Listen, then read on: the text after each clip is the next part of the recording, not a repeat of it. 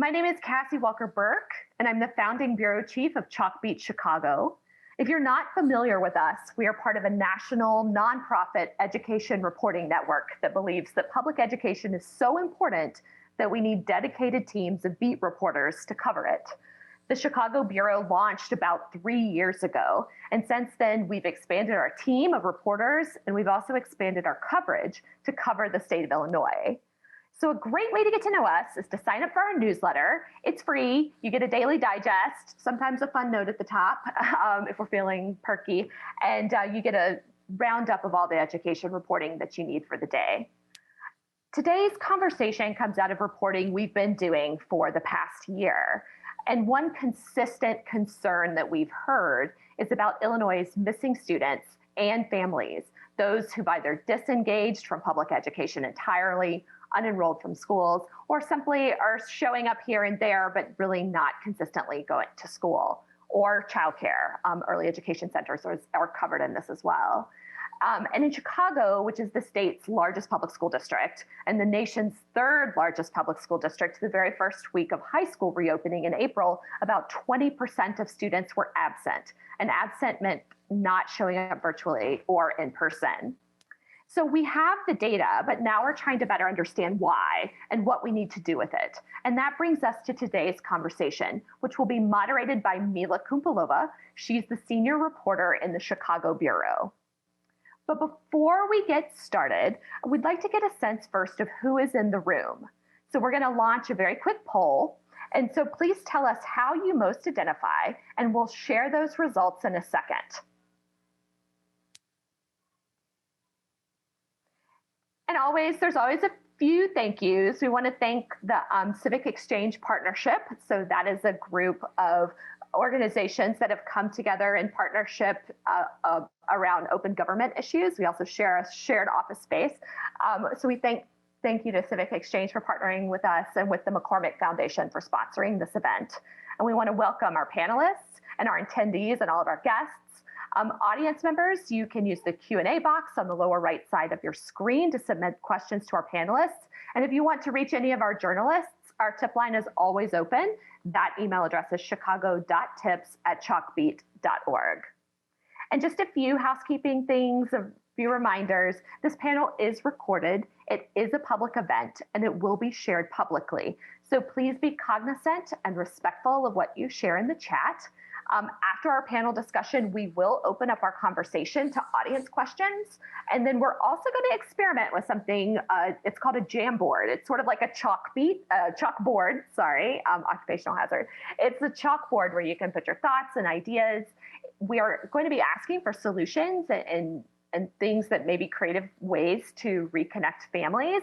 And I would really encourage you to use your first and last names when you put your comments there. That helps both the credibility of our reporting and also helps give credit and helps us figure out who to follow up with. So I'd really encourage you to stay and contribute to that conversation. And we'll be sharing what we learned in a story likely later this week. So I think we're now going to share the results of our poll to see who's in the room with us. And then I will hand it off to LaTanya Lane of Civic Exchange. Thanks so much.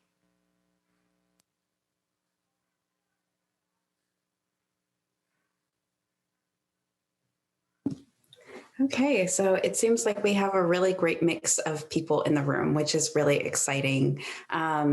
Lots of parents, nonprofit leaders, students, policymakers, administrators, community members, and we're really excited to have you tonight. This is a really important conversation near and dear to my own heart. I'm the parent of a Chicago public school student. So I'm really excited that this is one of those moments, like so many moments this year, where work and life are blending, and I get to sit in on this conversation that affects us all. So as Cassie shared, my name is LaTanya Lane. I'm the implementation manager at Civic Exchange, and Civic Exchange is a learning community centered on how news, information, and technology can increase democracy and freedom. So we've been busy these past few years, and we're excited to be a part of this event.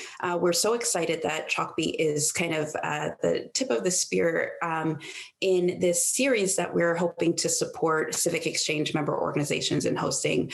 We're calling them Reimagining Gatherings. It's a collection of workshops, conversations, and networking events centered around a core question, which is how might Chicago and Illinois become the most supportive, responsive, and equitable places in the United States? So we have a lot of organizations that do a lot of different things at Civic Exchange, and we wanted to root these conversations in those in the specialties of those organizations. So food security, journalism, democracy, technology access, and ownership, entrepreneurship, and of course, as tonight demonstrates, education.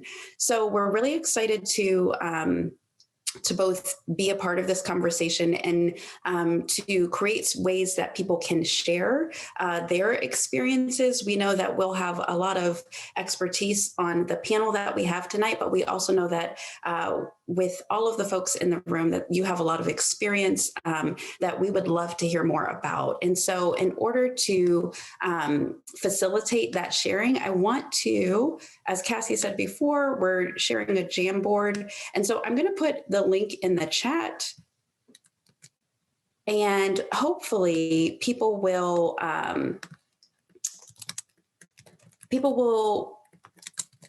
be willing to share some of their responses here. So just so you have a sense of what it is before we jump off, I just want to share my screen really quickly so you get a sense of what the Jamboard is.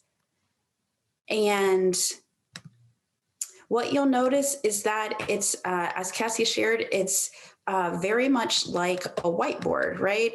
So we have some questions on the Jamboard. And if you have a response to that question, we thought a great opening question is, what feelings, thoughts, and reflections are you bringing into the space? So as a parent of a 7th grader, I know I'm definitely wondering, how does remote learning affect high school admission process, right? So I just make a little sticky note and I hit save. And because we want to make sure it's credible reporting, I'm going to put my first and last name. I hit save, and then that goes to the sticky board. I can make as many sticky notes as I want. And when I'm done, I hit cancel. And so then everyone who's logged into the Jamboard can see that. You can respond to someone else's sticky note with a reaction, a heart, or a like. And we have 5 questions. So this, for right now, we're curious about the feelings, thoughts, and reflections you're bringing into this space. As we move through the discussion, we're also going to ask you about what are some roses from this past year in remote education? What are some thorns or challenges?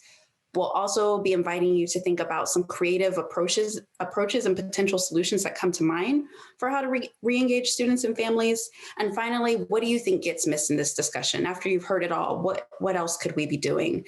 And what feelings, thoughts, and reflections are you taking from the conversation? So you'll have an opportunity to respond to the Jamboard. You can start right now. We invite you to. And I'm going to stop sharing. But we hope to see you in the Jamboard throughout the evening. And if you have a story, if one of your reflections inspires you to share more, the tip line information is also on the Jamboard. And one last thing that I wanted to share is, if you're interested in learning more about Civic Exchange, then you can definitely find us here. And I'll share a link in the chat where you can find more about Civic Exchange and sign up for our newsletter if that's something that you're interested in. But now I want to just pass it over to our moderator for the evening, because I know you came here for a robust discussion about education in Chicago and across our country, and that is what you're going to get. So I'm so happy to introduce Mila Koumpilova, who is a senior reporter at Chalkbeat Chicago. She's been following this issue closely and has done a lot of reporting on Chicago's missing students, and is going to moderate tonight's event. Thank you so much for this introduction, Latanya, and thank you for everybody joining us tonight for this discussion. I'm really excited about the lineup of speakers we have tonight, and I appreciate that they took the time to join us and join this conversation. I will start out by introducing them just very briefly, and then we will get started on the discussion. And so here they are in no particular order. We have with us Ariel Khalil, who is a professor of public policy at the Harris School of Public Policy at the University of Chicago. She directs the Center for Human Potential and Public Policy and co-directs the Behavioral Insights and Parenting Lab, where she studies parent engagement to support children's learning. We also have with us tonight Jasmine Thurmans. She is a native of Chicago and a graduate of Chicago Public Schools. She now serves as principal of Dr. Martin Luther King Jr. Academy of Social Justice, which she describes as a small but mighty elementary school on the south side of Chicago.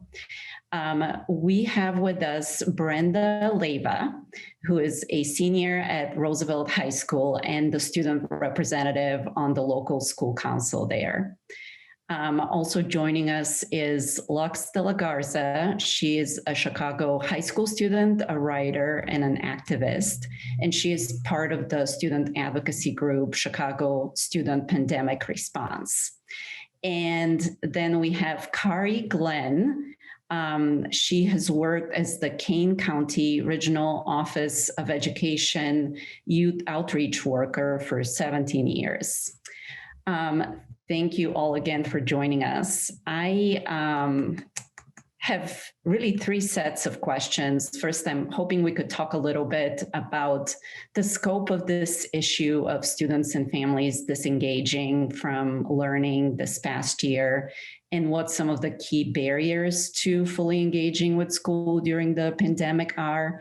Then we hope we can talk a little bit about your efforts to re-engage students and families and what seems to be working, what are some of the promising solutions there.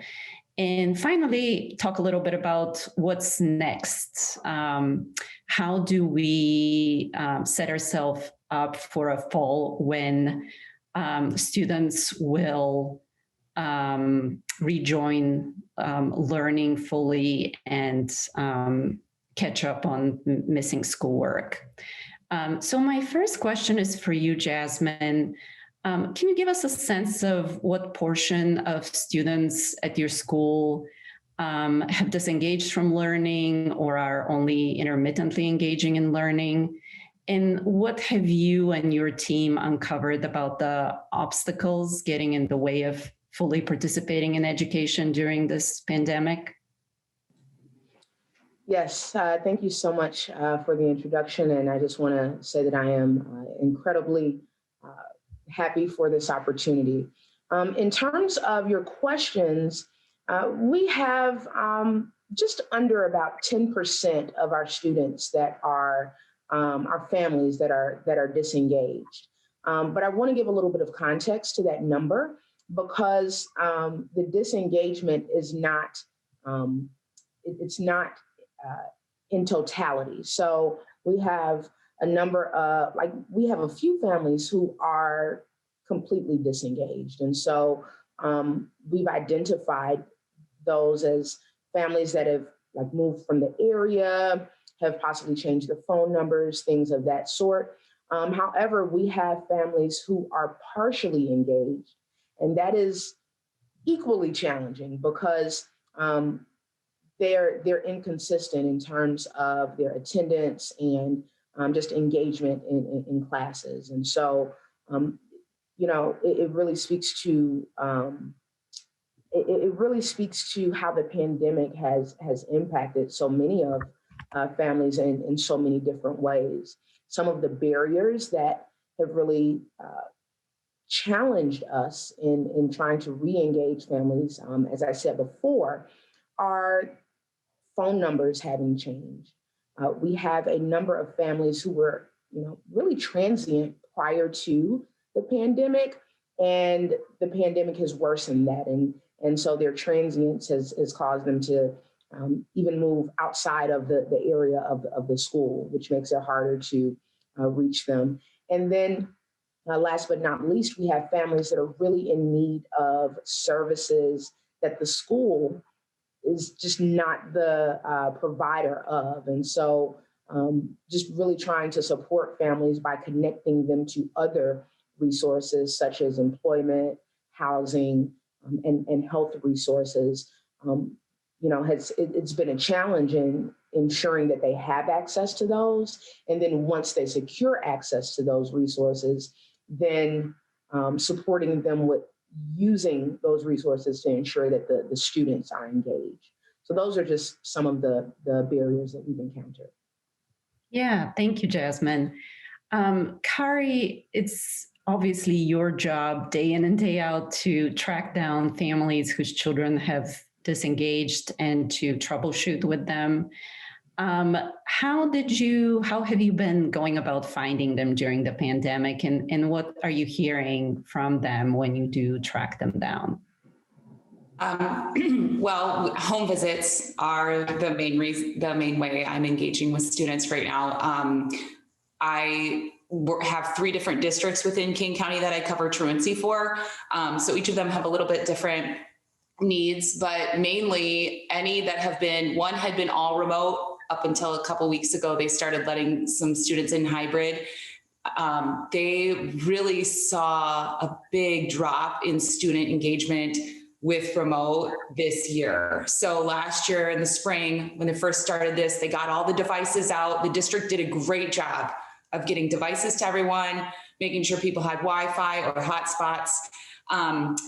And then students got on and the year started out and we reminded everybody. I did a lot of home visits reminding people, this is remote, this is how you do it. And the way it works with us is we receive referrals from the schools. And then those are students we would go and reach out to. So it's just been a lot of home visits trying to get these families to get on and do school, which is a whole different way of doing school than what they're used to. And are you finding that technical issues in many cases are getting in the way, or is it more complicated than that? Some it's been technical, but especially the one district I work with and get most of my referrals from is in Aurora. So it's a very large district. And they have provided hotspots. They have their tech people from 9 to 3 available at the high school. You go to door 1, they will take care of tech. They've done everything they can to take away that barrier. But yes, a lot of families still do say it's technical difficulties. We have parents who still need to go to work. So kids are left with grandparents or an older adult who technology is just not their thing. So if it's a little kid who has a hard time figuring out and then it's an older adult with them, that's been a difficult issue. Sometimes we have the older kids who tell the older adult they're doing it and they really aren't. So we've just had a lot of I've done multiple home visits to the same places, just reminding them like, hey, you know how to get on. This is what you do. And staying on is a big deal. The schools have really worked hard to give them the breaks and allow that they're not sitting all day on this computer, but sometimes we have a hard time getting students back on after the break or staying on for as long as what they need to stay on for. So it's just been a lot of educating parents also on what the students should be doing. Because most of the parents, technology is not something that they would do their job on with the parents I work with. Like they don't use technology for their jobs. So it's been a lot of learning curve for parents too, to figure out how to help their students best. Right, thank you. I was hoping to hear from the students on our panel next. Lux, you had shared with us before the event tonight that at times during this past year, you struggled with disengagement from remote learning. Can you tell us a little bit about what happened and how it affected your sophomore year of high school? So I was just feeling very disengaged because I just felt like I was never really used to being home. I'm very extroverted, very outgoing. So telling me that the person who goes out almost every day, that I had to stay in my house for weeks and weeks and weeks and weeks on end, I could not do that. Like, I felt like I was going insane. And it was just a really, really bad adjustment. I'm not used to learning from home. My computer was very old in the beginning of the pandemic. And so I pretty much stopped going to school a lot because they were still grading us like normally. And I'm over here still trying to adjust being home. Like, I don't like being home that much. And now they're telling me that I have to try to learn the exact same as if I was in school from home.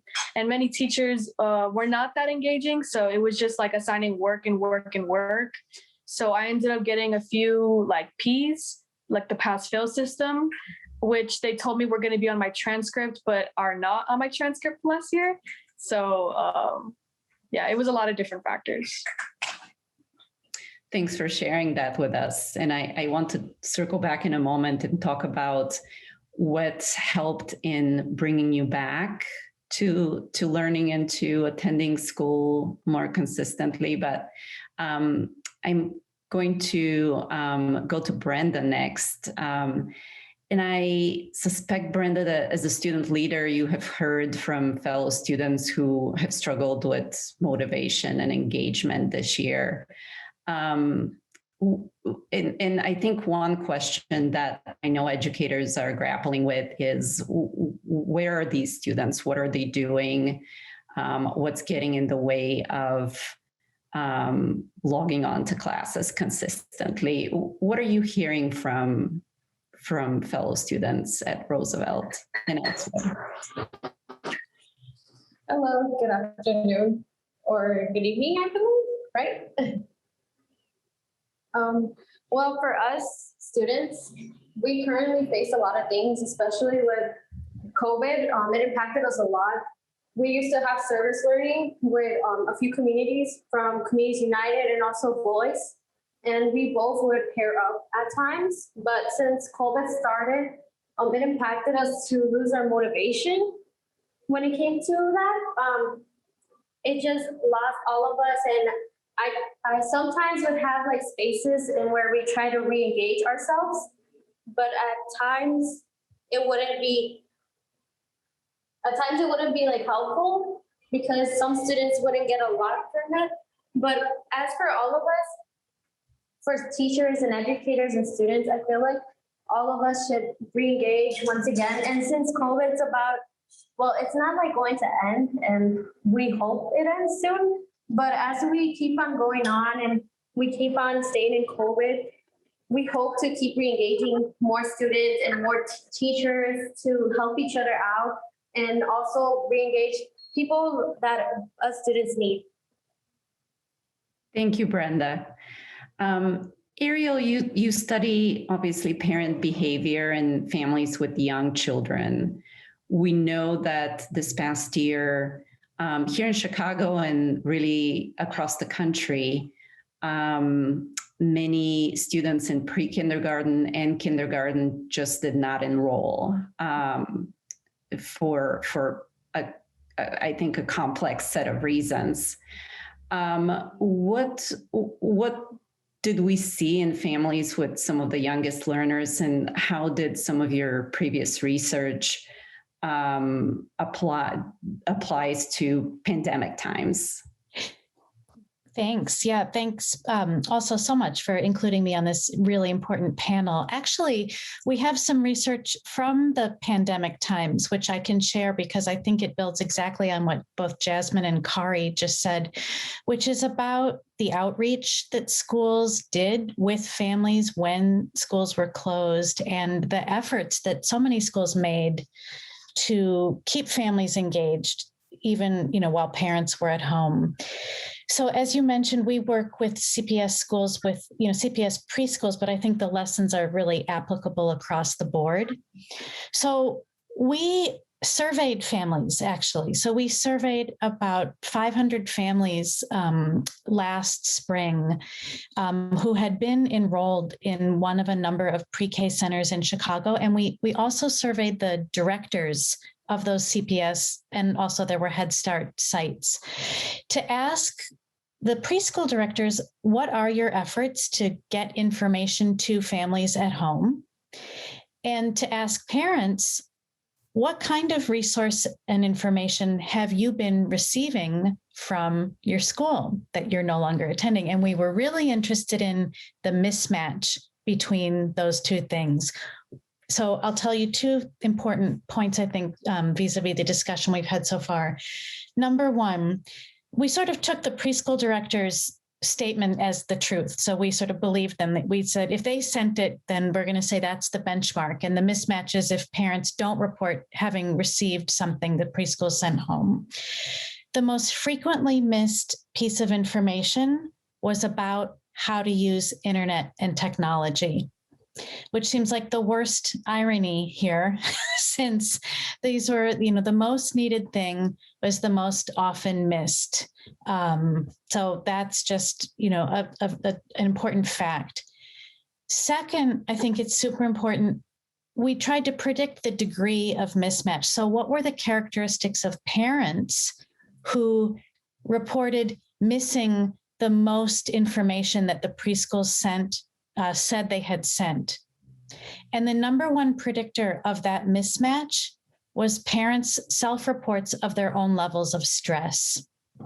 So this is not surprising probably to anybody on this panel or your audience members, but I think, really speaks to the needs of families and the things that are getting in the way of schools' efforts to communicate with them. And I think these problems are not going to go away because there's still going to be a need for a lot of school to home communication moving forward. Well, thank you for sharing this information about this survey. That's actually really interesting. I wanted to kind of move on to some questions next about what schools and districts and other organizations are trying in their efforts to re-engage students and families, and what seems to be working. Jasmine, you spoke already about how the school has really stepped up its outreach to students and families during the pandemic. Can you talk a little bit about what seems to be most effective so far? What's working the best? Sure. And as I get into that, I just want to just provide a little more context for our participants to just understand how the wave of communication occurred from schools. So most schools emailed the information that was needed for families to connect. And if families could not connect or if families did not have access to that email, schools also ensured that that information was on their school's websites.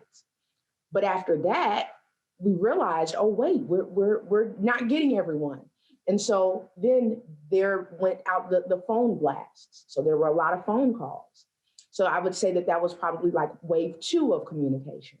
And after that, what I did for my team is we hit the pavement. We put on our gym shoes, and we walked the neighborhood. And I will tell you, I actually started doing home visits in my first year of my principalship. And it has been just as effective now in this pandemic as it was in that first year. There is nothing more impactful than knocking on someone's door and the first thing out of your mouth is, hey, how are you? I just wanted to check on you and make sure that you all are good. We miss you, and we want to ensure that you have everything you need to log on. And so I believe Kari spoke to this, but it's often the same families that you have to check in with. But I must say that the home visits have been the most impactful tool for re-engaging families, because you never really know what's happening. And so, of course, people assume negative intentions when in reality, we've never been through a pandemic before.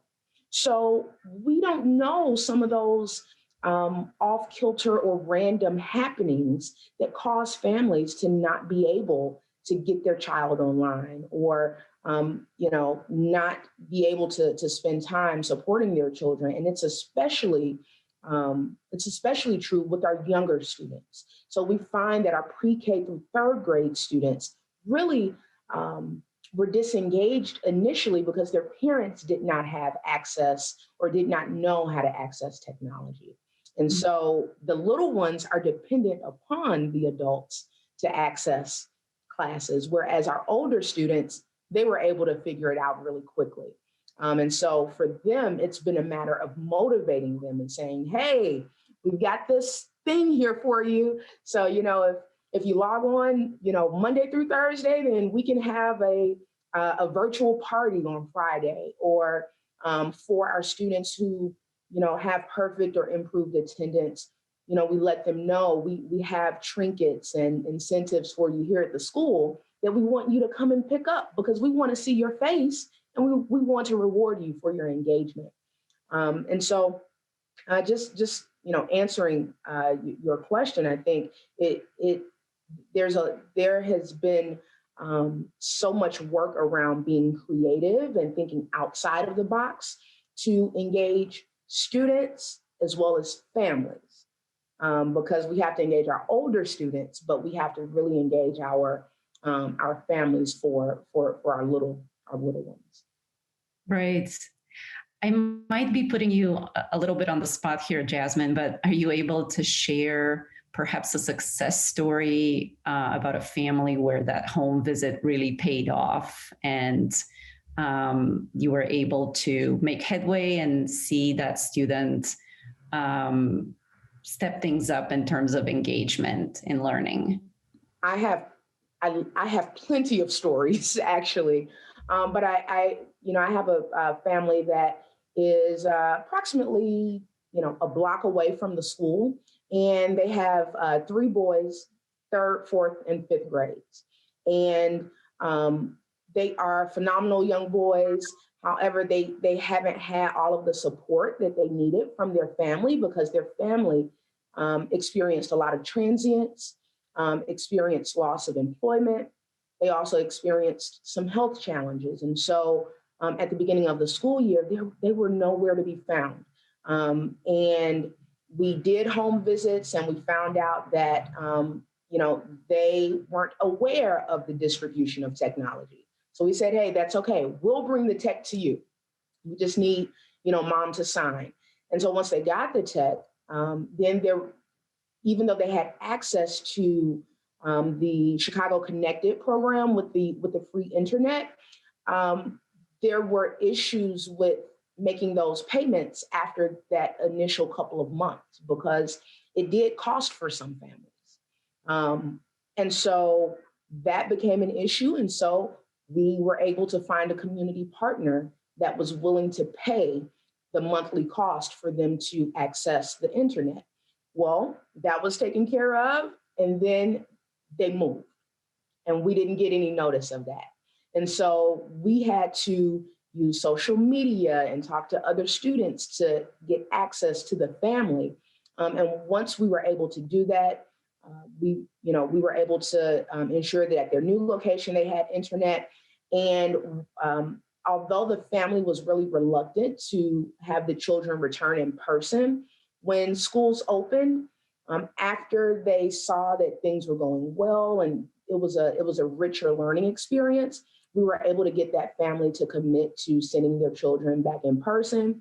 And so we are now working with those students to ensure that for this upcoming progress report and the next report card, we can ensure that they have A's and B's on their report card. And so I'm incredibly proud of that family and their hard work, because there are so many societal ills that are against them that really feel like wet blankets to them, right? And so as a school, it's been our job to kind of lift those wet blankets one by one. And it's challenging, but it's so rewarding to know that we've got those families and that those children back engaged.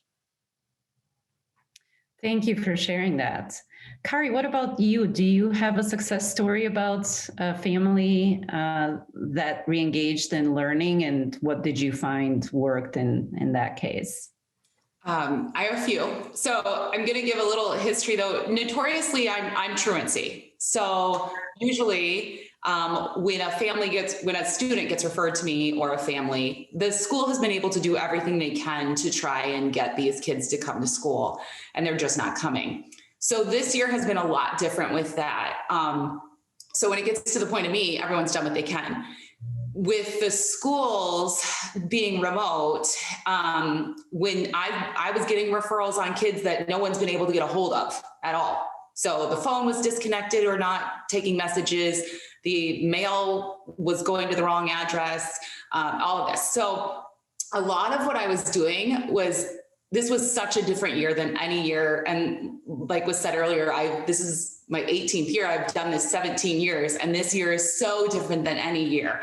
I've really had to change how I do everything. I don't do truancy like it's a punitive thing anyway. My goal is to never take a family to court or anything like that. My goal is to re-engage them in the first place. But this year, home visits have been huge. I've always used home visits, but that has been my main way to figure out what's going on with the families and how we can get them to do school. So an example would be, I got a referral on a family. They hadn't heard from anyone. No one's been logging on. They had gotten the devices in the spring, so they knew that they had them. The address I had was not the address. So then I go talking to neighbors, trying to figure out. 4 addresses later, we found the family. Parent had lost a job. They had to move in with a family member. There was just a lot going on, and nobody knew any of this. So it's been a difficult year, but a very rewarding year, because I have been able to connect people. We have been able to connect people with resources that they didn't even know about, and they were too embarrassed to reach out to a school or too embarrassed to go looking for it. So with this particular family, we hooked them up with McKinney-Vento. We're able to give them some resources, let them know. I mean, the district I work with is very good about food distribution. Let them know they hadn't even been going to get, the school buses are taking the food and stopping at places. They hadn't even been going to get the food because they didn't know about the dates and the times at the different locations. So once that happened, my first concern whenever I go to a door is, hey, it's great to see you, because we haven't seen these kids. What can I do to help since they haven't been doing school? So school is obviously super important, but my goal before I even get kids to go back in to do school is to figure out what we need to put in place for them before we even care about school. So these families needed food and clothing and even housing, things like that. So we take care of all the barriers first, or try to, and then expect them to get on and do school, because I can't expect these kids with all these life changes going on. When these things are going on, school is the last thing in these parents' minds when they're trying to survive. So things like that. But this family, we got them hooked up with some resources and stuff, got them the food distribution, and these kids started logging in. Some families just need someone to let them know that there's people out there who are caring that their kids are not logged in, because sometimes it's just easy for these kids. They just don't log in. They think no one knows, no one cares. We care and we know. And so that's my goal but this family is a huge success. There were 5 kids. They've all been logging on and doing school. But there was a lot going on that nobody knew about. So that kind of thing happened a lot this year. Thank you, Kari. Lux, you talked about your personal experience with disengaging from learning.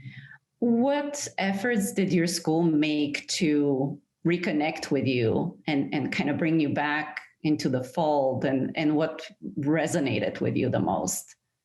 If I'm being honest, my school did not really do a lot. I got sent a 5-day truancy letter warning and then a 10-day truancy letter warning. It was actually my mom who set up a meeting with all of my teachers and my counselor, and they all gave me different ways that I can start catching up on everything that I've been missing and start finally just catching up. So it was actually my mom who set that meeting, but my school doesn't do home visits. They don't really do check-ins. It's very much, you have to do it all yourself. So it was really hard getting back into it, but I guess it was just me, myself pulling myself back up, saying like, I need to pass this year. I just need to finish and then I'll be okay. Did you find it helpful that some of your teachers came up with ways to make it easier to catch up on schoolwork? What were some supports you got from working directly with some of your teachers? I mean, yes, definitely. I really do love all of my teachers, truly, because they have been so understanding and so compassionate with me personally, trying to get me caught up. So I really do love my teachers.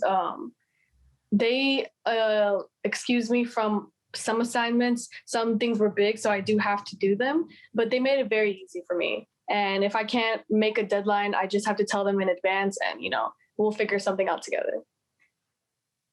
Okay. Thank you. So we are going to talk a little bit about next fall and how we can prepare for a fall really of re-engagement for families and students. And then we'll move on to some questions from our audience tonight. So Ariel, you touched a little bit on that already, but from what you learned from doing this really extensive survey with families of young learners in Chicago public schools, what is your sense of how schools in the district and other organizations in the city can really prepare for this coming fall and prepare to not only enlist families back into learning, but help students catch up on learning that might not have happened this past year? Okay, great. So those are two really good questions, and I'm going to give you two, brief answers.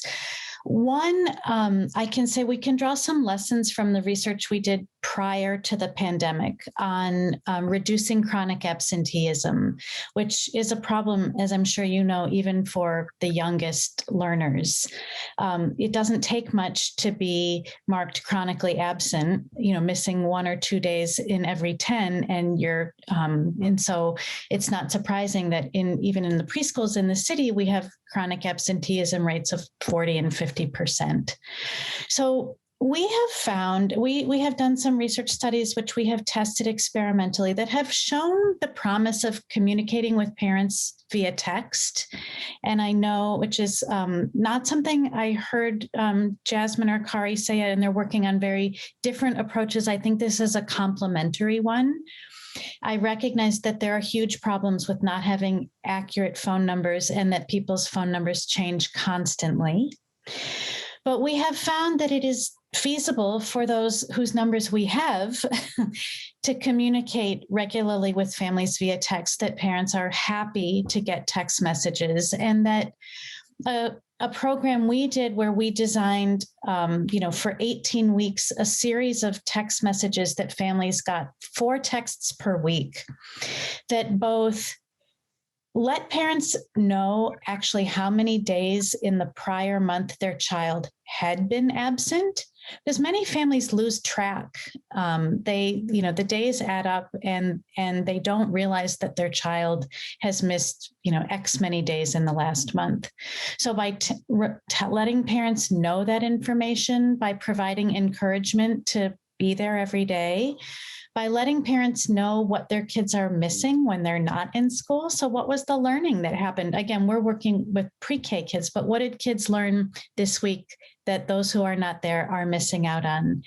And then just general tips to help families get organized so that they are able to get out the door the next morning. So to think ahead, what is a work conflict or another appointment that is happening next week?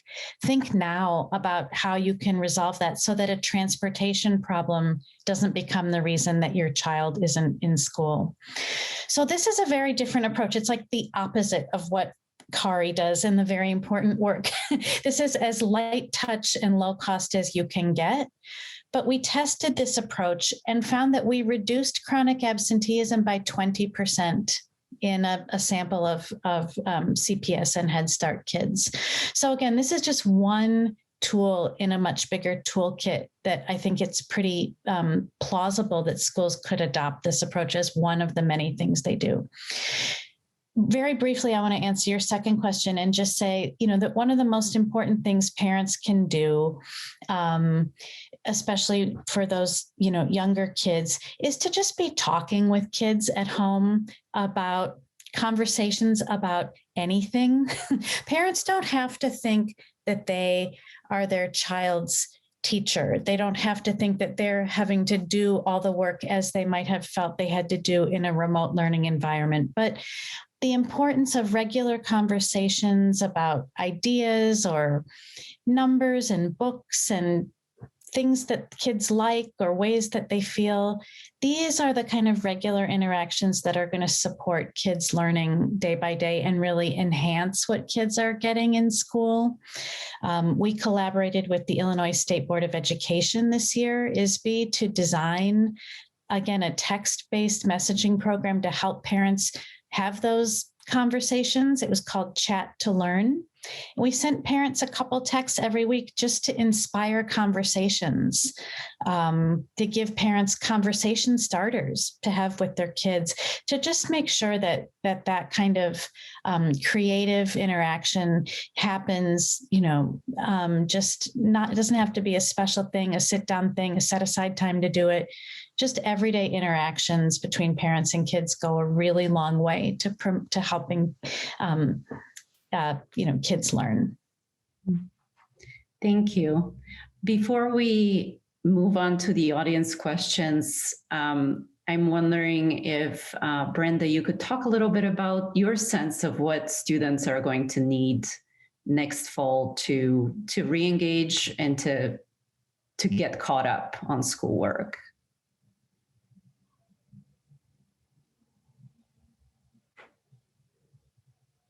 Is Brenda still there? Hello? Yes. I'm sorry, can you repeat the question again? I'm so sorry. Yeah, of course, no problem. I was wondering if you could speak briefly about what you feel students will need next fall. Presumably, in many cases, returning to classrooms full-time to re-engage in learning and to get caught up. So in my perspective, well, in my opinion, I feel like students should need more student voice, that we should have more clubs going on. I know that there hasn't been any more clubs online since it's COVID still, but since we're getting the vaccines, I feel like we should have more clubs going on as well as events to get students going on and get themselves active, and with the teachers as well. Okay. So we have some questions from our participants tonight, and then we also heard from some of you before the event in the run-up to this panel. I know one question that came up previously, and I thought I saw coming up in the chat again, is I think we heard from some parents who are wondering what they can do if their child had disengaged. What advice do you have for motivating or inspiring students who have at some point largely tuned out virtual learning this past year? And I guess any of the panelists can probably jump in and address that. I can go first. So I think a big thing is the little things, like making breakfast for your children. I feel like that goes such a long way, because most of the times when I wake up it's like right before my school starts because I'm hybrid, but for the remote days, I mean. So I'm just in my bed, like tuned in from my phone, laying down, half awake sometimes for like first period. So I feel like if you made breakfast and you gave it to them, they're forced to either sit up or come to the table, which makes you wake up. And of course, we all know breakfast is very important to eat in the mornings. So I feel like it's just the little things, or like knocking on their door, checking on them. Hey, do you need anything? Do you want a glass of water? Can I help you in any way? I think that would go a long way. Does anyone else want to chime in? Well, I might just say, again, something based on our research. We find that when we put parents in the role of being the teacher at home, there's a lot of anxiety. So parents tell us they have a lot of anxiety when they think about how to teach my kids literacy, even more so how to teach my kids math. Again, this is for the youngest learners. So I really just want to reiterate that I think, schools can help parents support their kids' learning at home in a way that doesn't put that pressure of the role of teacher, but rather just the kind of things Lux was just saying, everyday interactions, just talking, asking kids open-ended questions. What are they thinking? It can be silly. These kind of interactions that promote literacy and math and socio-emotional skill don't have to be super structured, where the parent is the teacher and the child at home is the student. Right. Well, thank you both. I will move on to our next question. This one is from Howard. He's wondering, what role do you see getting students vaccinated and staffing more school nurses and other support positions play in this conversation? I don't know if you want to address that, Jasmine. Yeah, I can definitely speak to that. So I've been incredibly appreciative of our full-time school nurse that we were allocated with our return to in-person learning. I will say, though, what was even more beneficial was the additional funding and the additional positions that we received to pay people to engage with our families. So we found that we really needed to do some creative engagement work, and that a lot of that did not exist within the four walls of our school. So having support personnel who were willing to do home visits and to not just do home visits to check on people, but to do home visits to support troubleshooting. At one point, we had a lot of, grandparents and parents who just didn't know how to navigate the tech. And so having support personnel who could go to their homes and say, oh, I can take care of that for you. Let me show you how to do this, and actually write down the steps for them so that they could see it. That's incredibly beneficial. And so I really encourage districts and other school leaders to think about how they use the discretionary funding for the upcoming school year, because it's going to be key that those support positions are in place. Thank you for that. I will go next to a question from Nick, who is a middle school educator. He says, I've had several students this year for whom real life provokes great anxiety, which led to avoidance and poor attendance. Do any of our panelists have some suggestions for engaging with those students in particular, especially as we're moving into a fall where presumably we're looking to bring in more students back to in-person learning?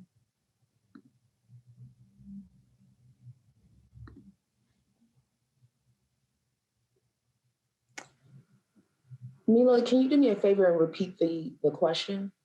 Sure. So Nick says that he has worked with several students this year for whom real life,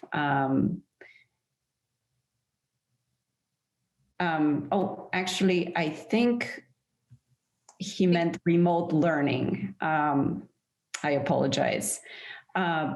Provokes great anxiety, which led to avoidance and poor attendance. And so he's asking for suggestions for engaging with those students in particular.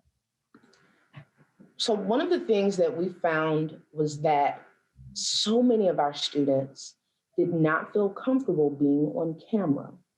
Mm-hmm. And so this really speaks to a developmentally appropriate stance that kids have, right? So middle school kids, they're all about like their appearance, and they want to make sure that they look good.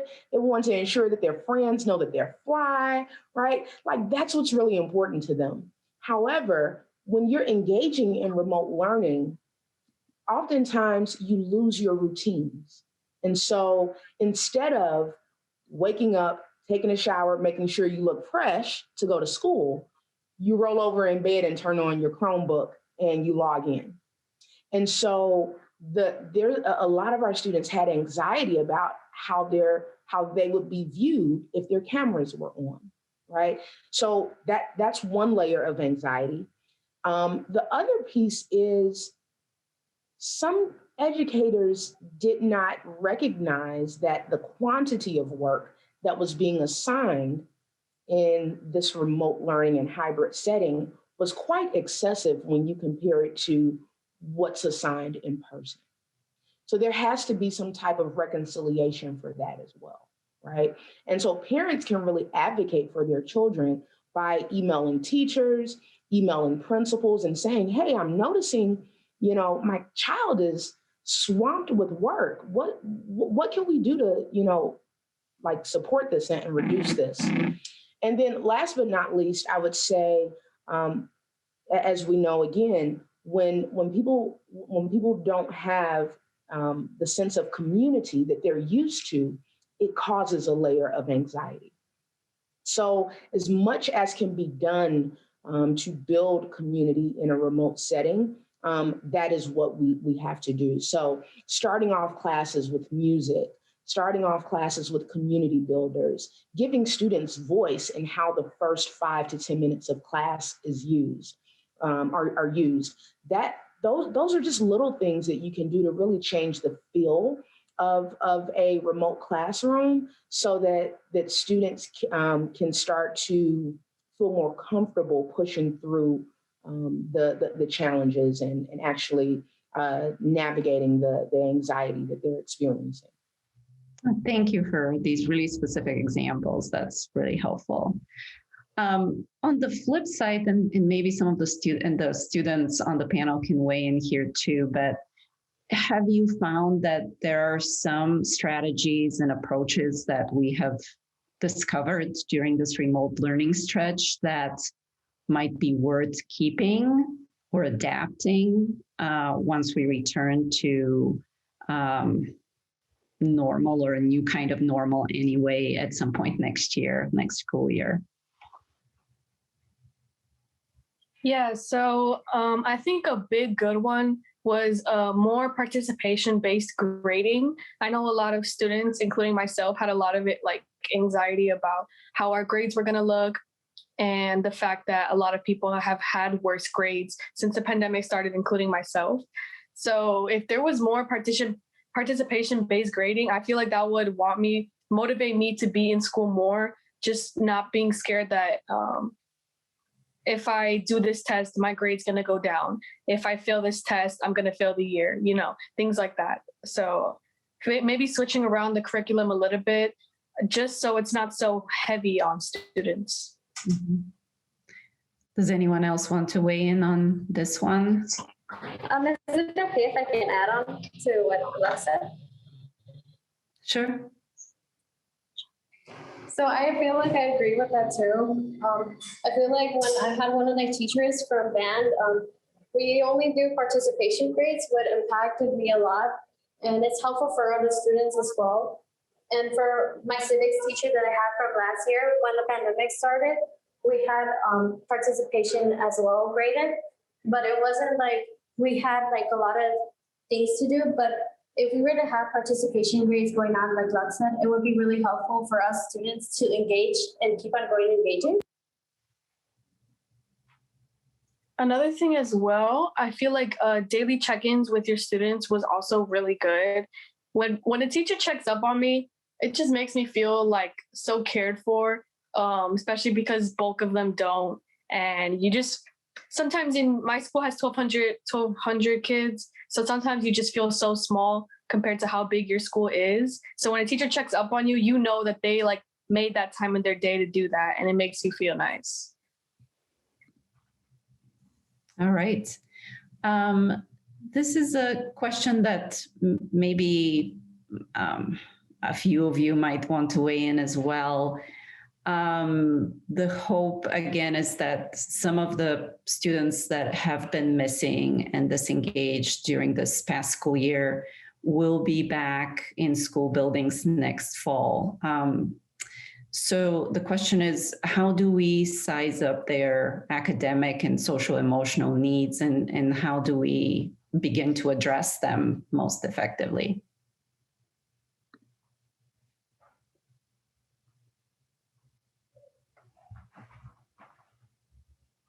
Who would like to jump in here? Kari? Well, it's going to be a challenge. I mean, these kids have been, nothing has been normal, even outside of school. So life in itself hasn't been normal. So I think a lot of grace will be needed when we first start out, just getting kids in the building. And then once they're in, start out with that, like making connections again. These kids haven't had connections with each other, with adults, probably a lot of team building, getting to know each other, getting to know their teacher, feeling comfortable with people. Our kids have, with phones and iPads and technology, even prior to COVID, kids have started to think that they have friends and that they're hanging out and have communication just by texting. That's not really like a relationship.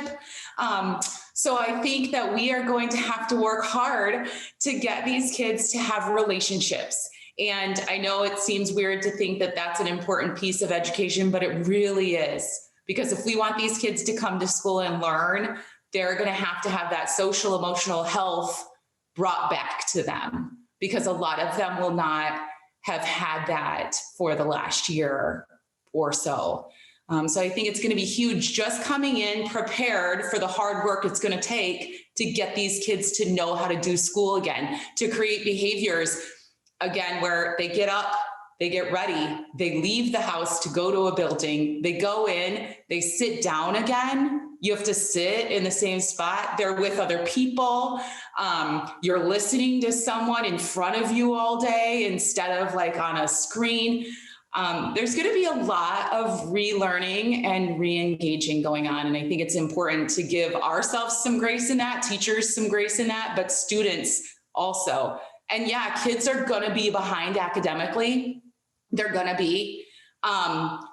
Just be prepared for that and don't be upset. They'll be okay. We're going to get them back. Kids are resilient. We will get them back to the spot they need to be. But it is true that will be happening.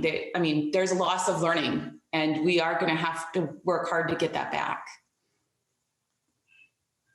Sorry, if I can just second what Kari said about the relationships portion. Yes, because let me tell you, it is like 3 of my teachers that keep me going to school just because I love them so much. Like, they're just so nice to me and their classes are interesting. And yeah, just knowing that I have, I'm able to email them, that they get me, they know my situation more, because I'm pretty open about it. Just, yeah, having that relationship does help. Jasmine, can you talk just a little bit about how you're preparing for the summer and how are you preparing for fall? Sure. So we are doing a 4-week academic intensive program during the month of July for our students K through 8. And so we're providing academic support. We're also providing, so our school day will start with academics. And then there'll be a break where we focus on community building through play.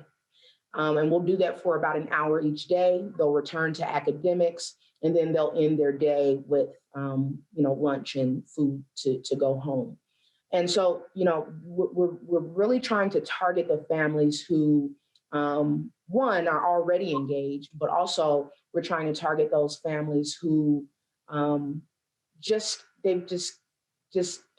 couldn't quite get it right, and so we're hoping to see some success with that.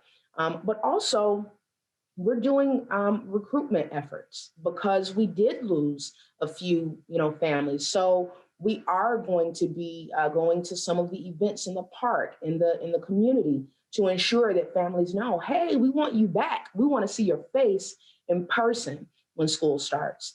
And then last but not least, and I'm sure my students are, if I have students or families who are listening, they might not be pleased about this, but my push is to start school a week early.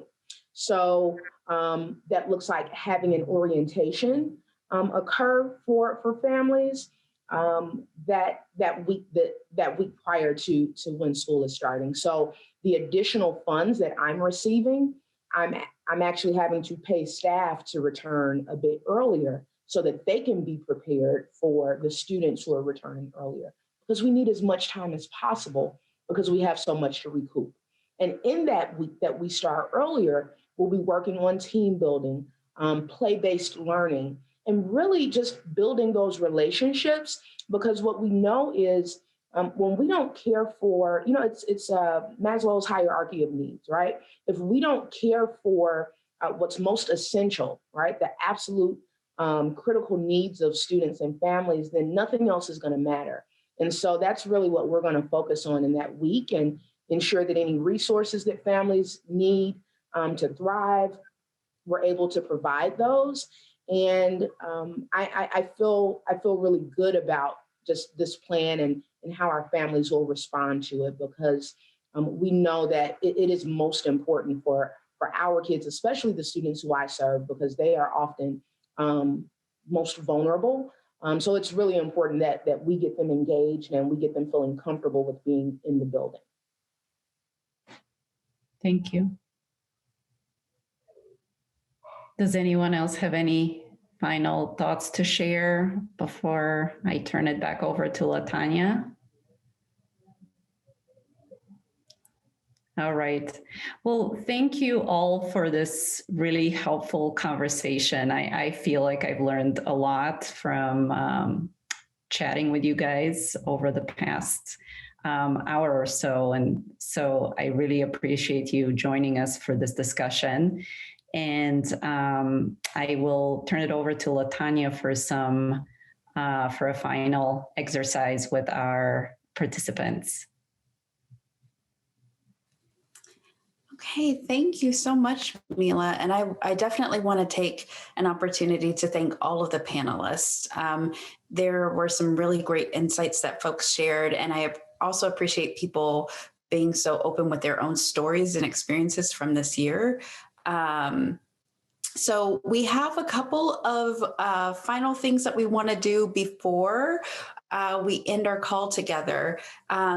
In particular, I wanted to share a little bit of what you all shared in the Jamboard. I don't know if you had a chance to go over, but if you did, I think there were a lot of questions that came up that got answered by the panel, which was great. People were bringing a lot of worry and concern into this conversation, and it seemed like a lot of the questions that people were carrying into the space were answered, which was great. Also, when people looked back on the year and thought about what were kind of highlights, happy accidents or surprises, but what were kind of the roses over the course of the year, teachers got a lot of recognition for showing up, for reaching out to students, for staying in it throughout the year. And then also outreach from the school. What we heard from Kari and Principal Thurman, that when the schools reached out to parents, when schools showed up at your door, that was a really big benefit that people experienced. Some challenges that came out of the community responses were that sometimes the responses from school were uneven. I think we saw that on the panel. Both Kari and Principal Thurman were talking about how effective they found home visits to be, while Lux, it took their parent to schedule a meeting before they got the support they needed. So some schools have figured out some strategies that are really effective, and other schools are still learning. And so some folks thought it would be helpful if there were just a one-stop shop for schools to know what are going to be the effective strategies to help keep kids engaged. And also how to communicate with families that lack access to internet and tech was something that came up. What are some strategies that we can use? We heard some things in the panel about that, but it still remains like a difficult challenge in a lot of regards for a lot of issues that were mentioned. And then people shared some really great ideas for solutions. One of the ones that I like, because I like prizes, is someone thought that maybe, schools do a good job of sharing what the expectations are at the beginning of the year. We want your children to show up to school. We want you to make sure that they have the support they need with their homework. And so schools can continue doing that or do a better job of that. But then when they see that parents are helping their students hit those expectations, if there's a way to highlight that with parents, to send a note to say, hey, your child hasn't missed a day of school in the past month. We just want to let you know that's great. That contributes to their high school graduation rate. Keep up the good work, right? So are there ways that you can support parents when they're doing behavior that supports kids? Another really great idea that came out from the Jamboard was building resources that collects all the things that we're learning this year about what it is to effectively engage families, especially when they're at risk of not being engaged in the school community. So what are ways that we can make sure that this, as we move back into in-person life, that we don't let the learning that we got from this year fade away. And then I think the final things that people shared were making sure to get parent input, and then also partnering with community organizations, because often we're part of neighborhoods and communities. And so organizations in the community might know where families have gone, might know what, might be able to provide some of the resources that families are focused on that distract them from their students' education. So are there ways to have better partnerships with community organizations? So those were things that showed up in the Jamboard, and this Jamboard will be open over the next week or so. So if you have ideas, if you're having a conversation about concepts that have come up, we would love to continue to hear from you. Again, Chalkbeat's tip line information. So if you heard something or you have an experience from this past year that you want to share in more detail, Chalkbeat would love to hear from you. Use their tip line information. They have email or phone number that you can text to share that story. As was shared earlier in this call, they will be writing a story on this that you might see in the next week or so. So we would love for you to be a part of that. So we're coming to the end of our session. And before you go, we will have a survey for you. It's going to pop up as soon as you exit out of this Zoom meeting. So if you can take 2 minutes to fill that out, it's really helpful information for us to figure out what's effective for in our events and what we need to change. So if you can just take 2 minutes, it's really short, we promise.